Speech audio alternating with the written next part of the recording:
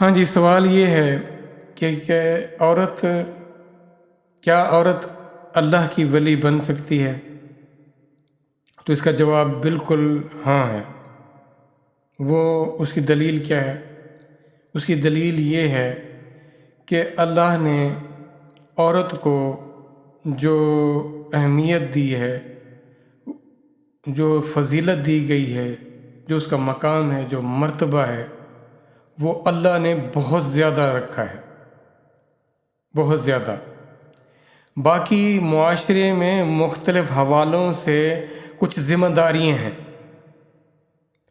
وہ ذمہ داریاں مردوں کو دی گئی ہیں، اس لحاظ سے یہ سمجھا جانے لگا کہ مردوں کو فضیلت دی گئی ہے، حالانکہ انہیں تو ذمہ داریاں دے کر ان پر تو بوجھ ڈالا گیا، ان کو تو ذمہ دار دے کر ان سے کچھ معاملات مزید ان سے لیے گئے، وہ ان پر لائبلٹیز تھیں جو ان کو پوری کرنی تھیں۔ تو ایک طرح کی یہ کچھ آپ کہہ نہیں سکتے کہ ہم پر بڑا انعام کیا گیا ہے، یہ تو ان کو ذمہ داری دی گئی، اور وہ ذمہ داریاں عورت کو نہیں دی گئیں، تو یہ سمجھا جانے لگا کہ عورت کی فضیلت کچھ کم ہو گئی یا مرد کا کوئی مقام اور مرتبہ بڑھ گیا۔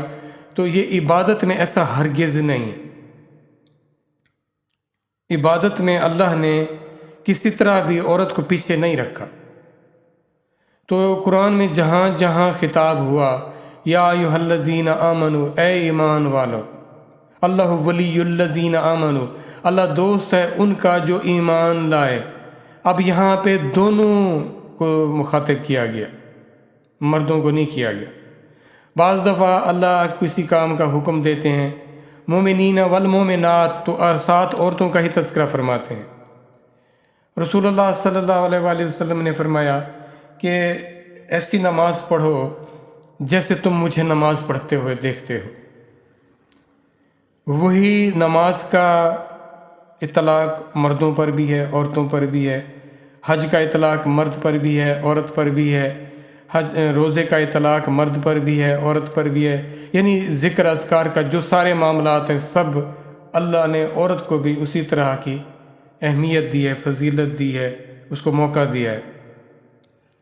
اب بعض معاملات میں جیسے کہ کچھ ایام مخصوصہ ہوتے ہیں جس میں اس کو اللہ نے سہولت دی ہے، کیونکہ آلریڈی اس پر وہ مشقت ڈالی جاتی ہے، تو اللہ نے ان کو سہولت دی ہے، یہ اللہ کی طرف سے اس کو سہولت دی گئی ہے۔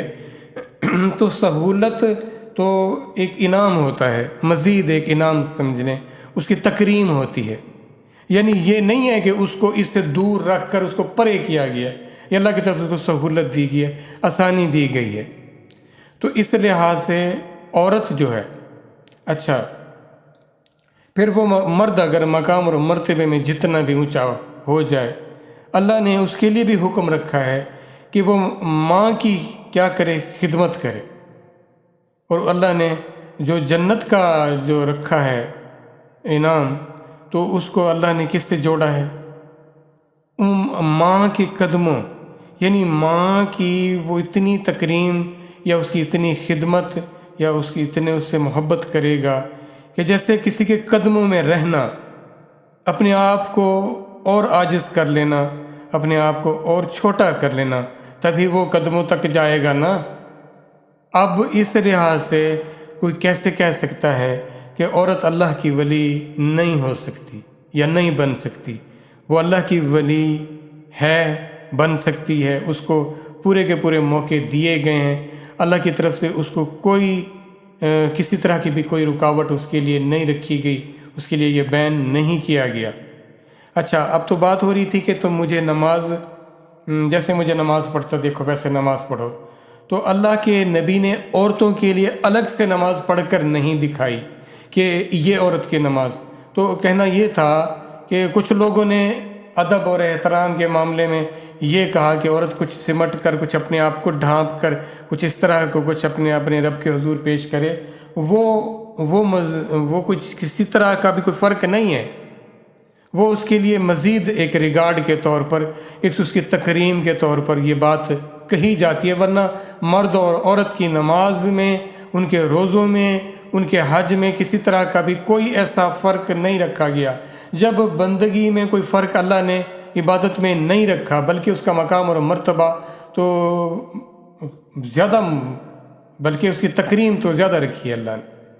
جس طرح اللہ نے اس کی حفاظت کا، اس کو گھروں میں رہنے کا، اس کو باپرد ہونے کا، تو یہ اس کی اہمیت اور فضیلت کو مزید بڑھانے والی بات ہے۔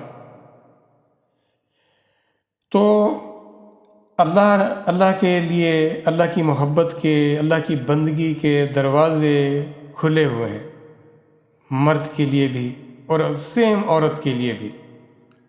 اب وہ اس سے کتنا فائدہ اٹھاتی ہے، اس کو کتنی اہمیت دیتی ہے، کتنی اپنے آپ کو اس طرف لے کر آتی ہے، تو اب یہ اس پر منحصر ہے نا کہ وہ کیا کرتی ہے۔